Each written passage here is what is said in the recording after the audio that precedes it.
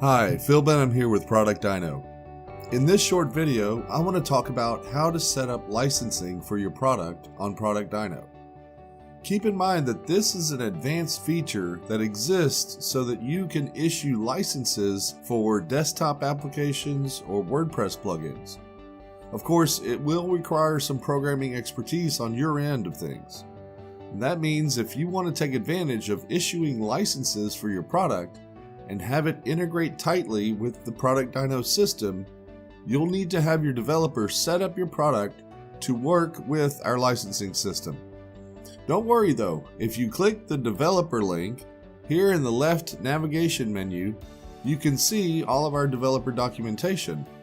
This site is public, so you'll be able to share it with your developer. For licensing documentation, just click through the Licensing API section. Have your developer refer to this documentation, and they should easily be able to set up your desktop application or WordPress plugin with your ProductDyno product. We won't cover the programming requirements in this video because our developer documentation is written by developers for developers, so they should be able to understand it thoroughly. All you have to do is use the licensing section of your product settings in order to get things going.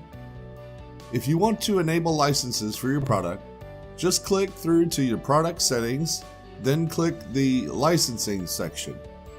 Here, all you have to do is click the switch to turn licensing on for your product. If you want to limit the number of licenses issued to each of your customers, type the maximum number of licenses that you want them to have in the number of licenses allowed field. In this case, I'll type the number 10 to allow users to create a maximum of 10 licenses.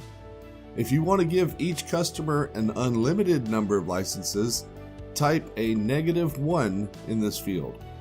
And once you're done, be sure to click the Save button to save your changes.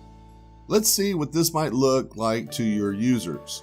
As I've said in other videos, I suggest that you create a test user for your product so that you can use the Login as User feature to see what your customers see.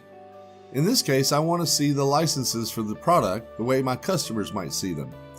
So I'll go ahead and click through to the Members section of my product settings. Now I'll just click the little door icon to log in as this first user. Once this Members area loads, notice that we have the license navigation link at the top of the page. Let's go ahead and click that link. Now we see that this user has 6 licenses already. Looking to the right of each one, we see an open lock, and that means that the licenses have not been activated yet. If it was activated, you would see a closed lock icon and an ID in the second column, such as a website or user ID for that license.